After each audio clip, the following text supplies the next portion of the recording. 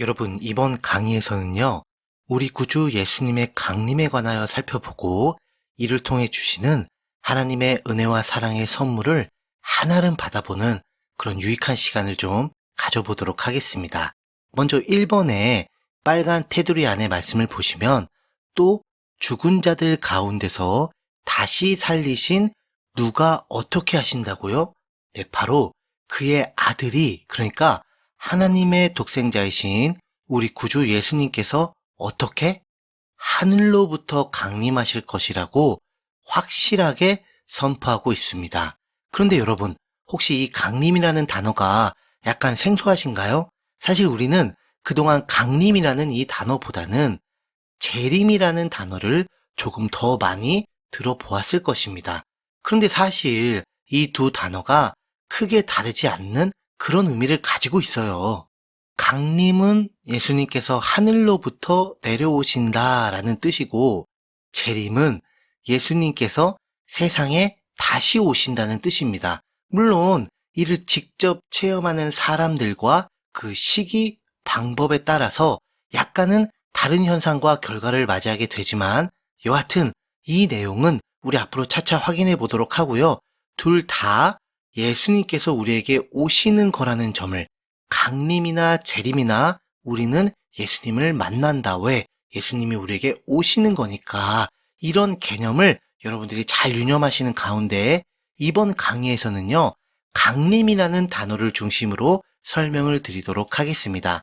그리고 이러한 예수님의 강림에 관한 구절들은요, 데살로니가 전서 2장 19절, 4장 13절에서 18절이고요. 또 데살로니가 후서 1장 10절 그리고 2장 1절이 되겠습니다. 그러면 하나씩 우리 자세하게 살펴보도록 하겠습니다. 자, 여기를 보시면요, 예수님의 강림에 관한 3개의 구절이 나오죠. 먼저 1번을 보시면 그가 강림하실 때 사도 바울과 그 동역자들에게 있어서 데살로니가 교회 성도들은 그 자체가 소망이자 기쁨이자 자랑의 면류관이라고 합니다. 그러니까 예수님의 강림은 우리 교회에게 있어서는 절대 소망이자 기쁨이자 상급이 이루어지는 축제의 날임을 알 수가 있지요. 또 2번을 보시면요, 예수님께서 강림을 하시는 그날은 예수님께서 직접 우리와 얼굴과 얼굴을 맞대고 우리를 통해 영광을 받으심과 동시에 우리의 놀라운 기쁨의 함성을 듣게 되시는 그런 날임을 우리가 알 수가 있습니다. 그런데요, 3번 말씀을 보세요. 예수님의 강림에 관하여 우리에게 보다 더 실제적이고 구체적인 현상을 하나 제시하고 있는데요. 그것은 바로 예수님의 강림이 이루어지면 우리가 강림하신 예수님 앞에 모이게 된다는 것입니다. 즉, 시공간을 초월하여 국가 민족을 초월하여 누구든지 이 시점 이전까지 자기 죄를 회개하고 오직 예수님의 십자가와 부활의 복음을 믿어 거듭남의 구원을 받은 하나님의 자녀들은, 그러니까 교회이자 성도들은 예수님의 강림이 이루어지는 그 순간 전부 다 그 즉시 헤쳐 모여가 된다는 것이죠. 이게 어떻게, 어떤 과정과 어떤 방식으로 이루어질까요? 이 헤쳐 모여를 한 단어로 표현하자면 그 단어가요, 바로 그 유명한 휴거입니다. 휴거. 자, 여기를 보세요. 휴거라고 해서 데살로니가 전서 4장 13절에서 17절이라고 나와 있지요. 일단 이 휴거라는 단어는 이끌 휴, 들거라고 해서 쉽게 말해서 들어서 낚아챈다는 것입니다. 그래서 영어로는 랩처, 헬라어로는 하르파조라고 합니다. 비유를 하자면 어부가 그물이나 낚싯바늘을 통해 고기를 낚아채는 것을 말해요. 먼저 13절을 보시면 자는 자들에게 관하여는 이라고 하는데요. 이 잔다는 표현은 예수님을 믿고 구원을 받은 후에 예수님의 강림의 순간 이전에 먼저 육체의 죽음을 맞이해서 지금 주님의 품에서 안식을 하고 있는 그 영혼들을 말합니다. 쉽게 말해서 우리보다 먼저 천국에 가신 선배 성도님들이시죠. 그런데 예수님께서 강림하실 때에 그분들을 함께 데리고 오신다는 겁니다. 즉, 예수님의 강림은 예수님 혼자 오시는 게 아니라 예수님 품에서 안식하고 있는 먼저 천국에 가신 우리 모든 신앙의 조상들, 선배들, 가족들, 기타 등등 우리와 같은 구원을 받은 그 사람들과 함께 같이 오신다는 거예요. 그래서 우리 믿는 자들은 13절에 나온 소망이 없는 다른 이들, 그러니까 죽음 앞에서 무기력하게 슬퍼할 수밖에 없는 그런 세상 사람들과 그 차원이 다르다는 겁니다. 그들처럼 평생을 하니 영원토록 죽음에 관하여 슬퍼할 일이 조금도 절대로 결코 없다는 것이죠. 그럼 어떤 장면이 연출이 되는 걸까요? 자, 16절을 보시면요. 그리스도 안에서 죽은 자들이 먼저 일어나서 예수님과 함께 우리 앞에 강림하시는 그 순간 우리 살아남은 자들은 예수님의 손에 의하여 구름 속으로 끌어올려져서 공중에서 주를 영접하게 됩니다. 즉, 예수 그리스도의 신부인 우리 교회는 신랑이신 예수님과 공중에서 어린 양의 혼인잔치에 그 절정을 맞이하게 된다는 뜻이에요. 이렇게 올라간 순간 죄악으로 타락하여 썩어 가다가 결국 한 줌 흙으로 돌아갈 우리 육체는요, 그 예수님의 영광 앞에 완전하게 소멸하게 되고 우리의 구원받은 영혼은 부활하신 예수님의 그 형상을 완전하게 덧입게 되는, 그러니까 영혼의 영생뿐만이 아니라 이제는 육체의 영생까지 완전하게 완성이 된다는 겁니다. 바로 고린도전서 15장 54절의 말씀처럼 썩을 것이 썩지 아니함을 입고 이 죽을 것이 죽지 아니함을 입을 때에는 사망을 삼키고 이기리라고 기록된 그 말씀이 완전하게 이루어지게 되는 것이죠. 그래서 우리는요, 그 순간 먼저 천국에 간 잠시 동안 떨어져 있던 그 신앙의 가족들과 기쁨의 제회를 하게 되며 나중에 또 살펴보겠지만 공중에서 예수님과 7년 동안 기쁨의 최고 절정인 어린 양의 혼인잔치에 포도주를 마시게 되는 겁니다. 물론 이 세상에 남겨진 자들은 우리와는 달리 7년 동안 어린 양의 진노의 포도주를 마시게 되겠지만요. 일단 여기까지가 예수님의 강림에 관한 종말 지식이고요. 그럼 이어가지고 이 강림에 관한 종말 현상을 한번 살펴보도록 하겠습니다. 여기를 보시면요. 일루미나티 예언 카드가 있습니다. 자기들이 앞으로 세상에 할 악한 짓들을 미리 선전포고하는 그런 지옥에 가야 마땅할 그 악행들을요, 그놈들이 그림 카드로 만든 거예요. 그런데 이들은 왜 이런 짓을 하는 걸까요? 아주 은밀하게 아무도 모르게 철저한 1급 비밀로 진행해도 모자를 판에 이렇게 대놓고 우리를 막 조롱하면서 미리 선전포고를 하는 그 이유가 뭘까요? 그것은 바로 이들의 주인이자 권세자인 사탄의 그 속성을 잘 파악하면 이해가 됩니다. 사탄은요, 자기가 하나님이 되려고 천상에서 반역을 일으켰다가 하나님께 저주를 받아 타락하여 이 세상으로 쫓겨나게 되었습니다. 여기서 주목해야 할 점, 바로 사탄은 자기가 하나님이 되려고 했다가 실패를 했지만 아직도 그 교만한 습성과 목표를 버리지 않았다는 거죠. 그래서 저주를 받은 이후에도 계속해서 자기 나름대로 하나님 따라하기 놀이를 계속해서 하고 있습니다. 자, 보세요. 우리 하나님께서는 어떤 일을 하시기 전에 먼저 이를 믿게끔 해주시기 위해 말씀으로 예언을 하시죠. 그리고 하나님의 그 말씀은 전지전능하시니까 그대로 1.1획도 땅에 떨어지거나 허투루 사라지지 않고 완전하게 그대로 100% 성취가 되지요. 아니, 이거를요, 사탄이 시기하고 질투해가지고요, 마치 자기도 하나님인 것 마냥 지 나름대로 예언을 하고 그걸 성취하겠다고 자랑질을 하고 있는 게 바로 이 카드의 존재 이유입니다. 그것 가운데 한 종류가 바로 일루미나티 게임 카드인 것이죠. 물론 사탄의 선전포고대로 그 카드대로 된 것도 있고 완전하게 실패한 것도 있습니다. 당연하죠. 아이, 사탄은 전지전능하지 않으니까요. 그쵸? 우리 전지전능하신 하나님만이 가능한 역사이기 때문입니다. 그런데 보세요. 이 카드에는 분명히 아까 우리가 살펴본 예수 그리스도의 강림으로 일어나는 교회의 휴거에 관하여 정확하게 암시하고 있습니다. 그리고 교회의 휴거를 자기들이 장악한 언론, 미디어, TV, 뉴스, 기사, 그 외 관련 정부 기관을 통하여 거짓 쇠뇌를 할 것입니다. 지금 우리 눈앞에 사라진 이 교회, 기독교인, 크리스찬, 성도들은 바로 외계인이 납치해 간 것이라고 미혹시키고 세뇌시킬 작전도 짜고 있습니다. 여러분, 황당하시죠? 진짜 이걸 사람들이 믿을까요? 저도요, 예전에는 전혀 이해가 되지 않았는데 그들의 앵무새처럼, 그들의 스피커처럼 맨날 주구장창 떠들어대는 그런 아까 말씀드린 저들의 나팔수의 그 세뇌로 인해서 진짜 아무 생각 없이요, 사람들이 아, 그렇구나 하는 이런 대다수의 사람들을 보면 아, 이게 꼭 그렇게 불가능한 것만은 아니구나. 실제로 저렇게 닥쳐서 겪게 되면 그렇게 세뇌가 되어지겠구나 싶더라고요. 로마 카톨릭의 수계 교황과 그 본거지 바티칸에 관련된 뉴스를 한번 검색해 보세요. 거기 한번 보시잖아요. 로마 교황청 직할로 최첨단 레이더 시설이 되어 있습니다. 전혀 매치가 되지 않는 이 장면, 그 이유가 뭘까요? 교황이 그럽디다 앞으로 외계인을 만나면 세례를 주기 위해 준비한 그런 시스템이라고 말합니다.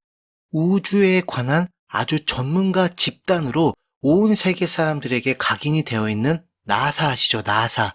거기서 잊을만 하면 이 얘기하고 또 잊을만 하면 이 얘기하는 거 있죠? 외계 생명체 존재 가능 또는 다른 행성에서 생명체 존재 가능성 확인 뭐 이런 거 말입니다. 그런데요, 더 웃기고 슬픈, 그러니까 우픈 사실이 있어요. 그게 뭐냐면 이런 사탄과 그 추종 세력들도 확신하고 있다는 겁니다. 뭐를요? 예수님의 강림을 통해 우리에게 이루어질 그 휴거를 말입니다. 맨 오른쪽 빨간 테두리를 보세요. 저들이 말합니다. 이제 교회가 사라졌다. 그들이 드디어 휴거가 되었다. 이제 우리를 막고 방해할 자들이 없네.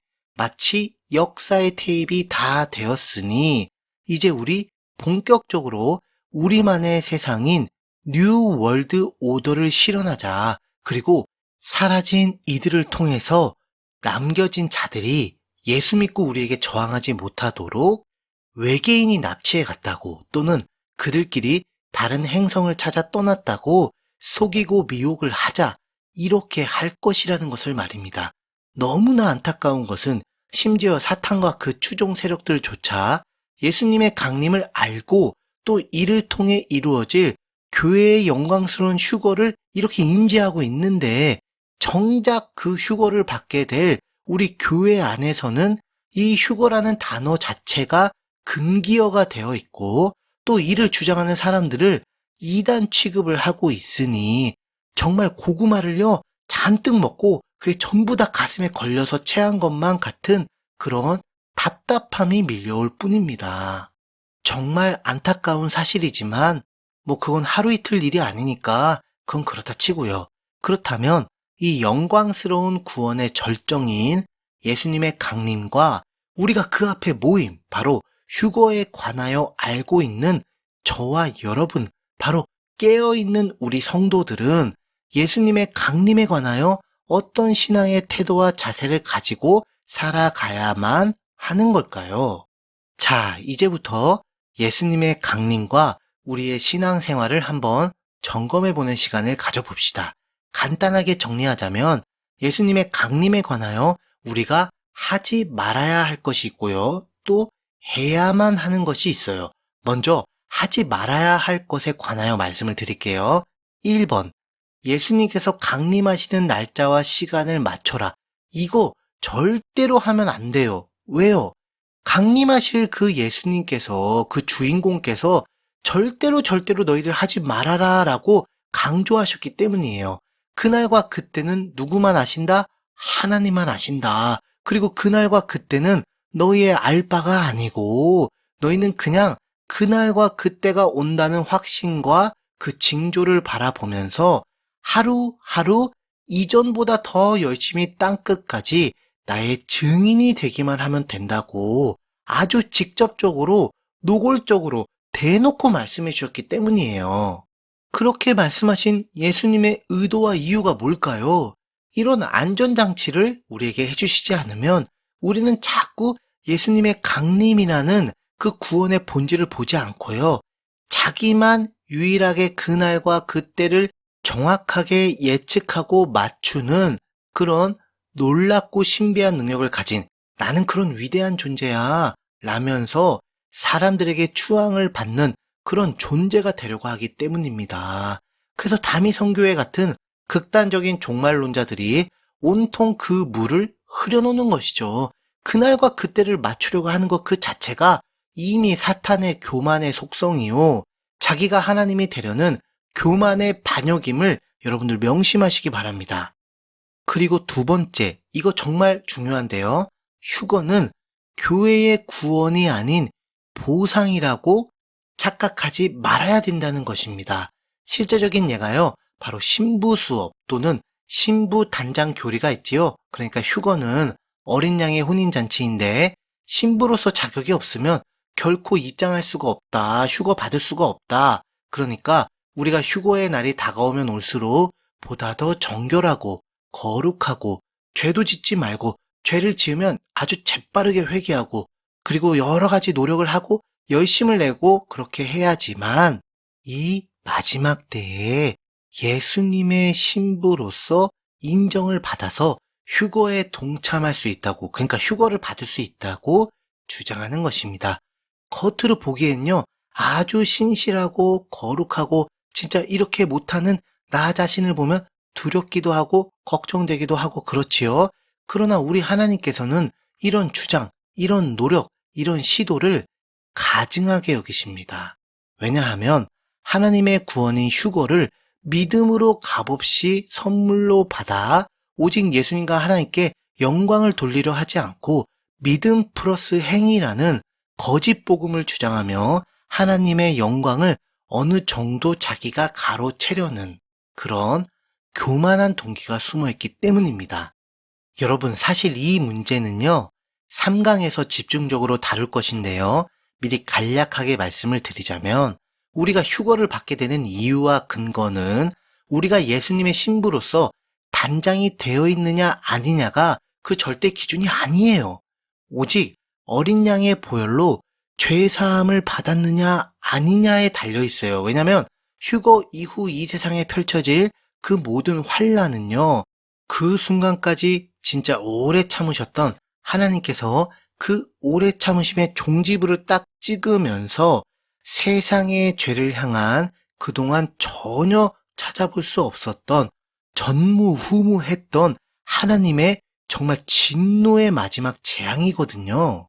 그런데 우리는 그 진노에 관해서 전혀 하나도 티끌만큼도 아니 0% 해당 사항이 전혀 없습니다. 왜일까요? 우리가 거룩해서 우리가 막 신부로서 단장을 잘해가지고 우리가 그런 공로를 세워가지고요. 어떤 업적이 있어서 어떤 의로움이 있어서 전부 다 아니에요. nothing. 하나도 아니에요. 이유는 딱 한 가지.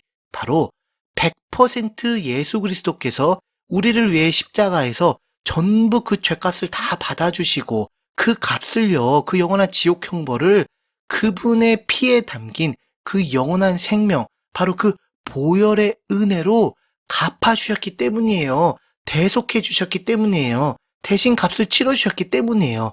따라서 이 보혈로 거듭나는 대속의 그 구원의 은혜를 받은 우리 교회, 우리 성도는 이 세상을 향한 마지막 죄악의 그 대환란의 재앙과 심판을 받을 하등의 이유가 없기 때문에 하나님께서 예수님을 통하여 낚아채 가시는 거예요. 이제 이 휴거의 본질에 대해서 잘 아시겠죠? 그래서 휴거는요, 절대 보상이 아니에요. 오직 구원인 것입니다. 바로 예수 그리스도의 십자가와 부활의 복음을 통한 그 구원 말이에요. 다만 우리가 그리스도의 신부로서 단장하고 꾸미며 그 신분대로 살기 위해 애쓰고 노력하고 몸부림치고 열심을 낸 그 보상은 휴거가 아니라 모든 종말의 타임테이블이 다 끝나고 완성이 될 영원 불변한 하나님 나라에서 상급 면류관으로 보상을 받게 되는 겁니다. 그때 보상을 받게 되는 거예요. 그리고 계속해서 3번을 보시면요. 잠들어 있는 자들을 절대로 정죄하지 말라고 하십니다. 네, 맞아요. 우리는 지금 깨어서 종말을 향해 치닫고 있는 여러 세상의 징조들을 보면서요. 예수님의 강림하심을 그리고 이를 통해 우리가 받게 될 휴거를 간절히 소망하며 기다리는 가운데 버티고 또 버티고 있죠. 바로 성경에서 말하는 깨어있는 자들입니다. 그러나 가슴에 손을 얹고 한번 생각해 봅시다. 우리가 이 사실을 전혀 눈치채지 못하고 있는 다른 성도들, 그러니까 종말에 관하여 깊은 잠에 빠져 있는 우리 주변의 성도들보다 더 낫고 더 의롭고 더 내세울 게 조금이라도 있는지 말입니다. 아니요. 누구나 다 똑같아요. 구원받기 전이나 구원받은 후나 여전히 하나님 앞에 연약하고 허물이 많은 실수와 허물과 죄악을 저지르고 살고 있지요. 단지 그게 다른 사람들 앞에 공개적으로 드러난 죄인과 아직 드러나지 않는, 그러니까 들키지 않은 죄인 둘 중에 하나일 뿐이죠. 그래서 우리는 절대로 삼가해야만 할 것은 나는 잘나서 깨어있고 너는 미련해서 잠들어 있으니 결국 나는 휴거를 받아 떠나게 되고 너는 그냥 이 환란에 남아서 고생 좀 해봐라. 그래야 정신 차리지. 이러지 말라는 거예요. 그 종이 서고 넘어짐은 우리 같은 동료 종들에게 있는 것이 아니라 오직 그 종의 주인인 하나님께만 있기 때문입니다.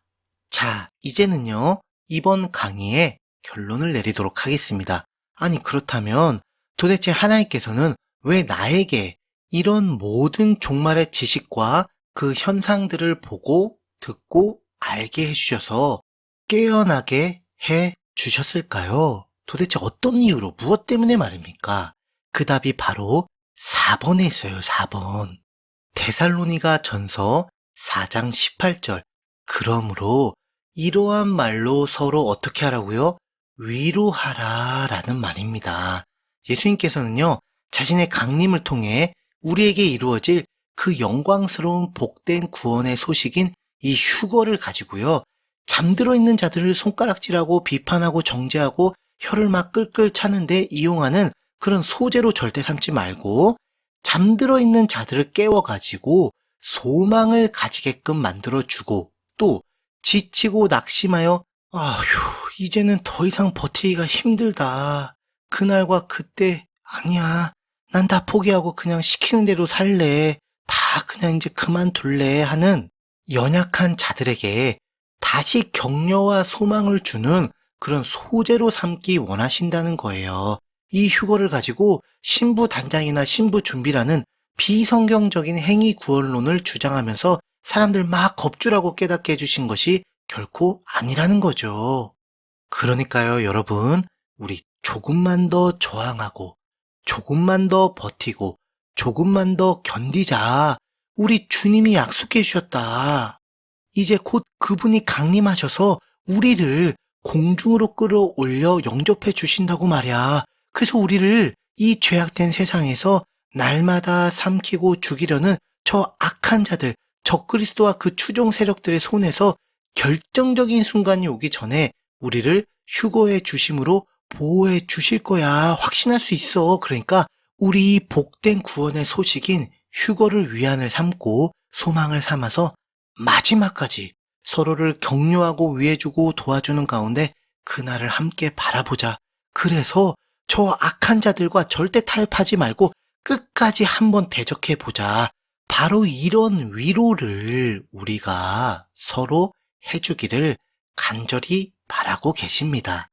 적어도 우리만큼은요, 절대로 예수님의 강림을 통한 휴거에 관하여 이리저리 미혹을 당해가지고 비성경적이고 이단적인 행위 구원론을 주장하게 만들거나 아니면 자신은 자격이 충분하다는 교만한 자랑거리로 삼거나 또는 다른 성도를 비판하고 정죄하게 만들려는 그런 소재로 오해하게 만들지 말자고요. 지친 자들을, 넘어진 자들을, 포기하고 싶은 자들을, 이제는 다 끝내고 싶은 연약한 자들을 위로하고 격려하고 소망을 품게 하고 함께 도와주고 함께 어깨동무하며 그 예수님의 강림의 날을 맞이할 때까지 버티고 격려하며 서로 함께 나아갈 수 있는 그 성경적인 위로를 전하는 그런 종말의 복음 전파자가 되시기를 축복합니다. 자, 이번 강의는 여기서 마무리하고요. 다음 강의를 통해 찾아뵙겠습니다. 감사합니다.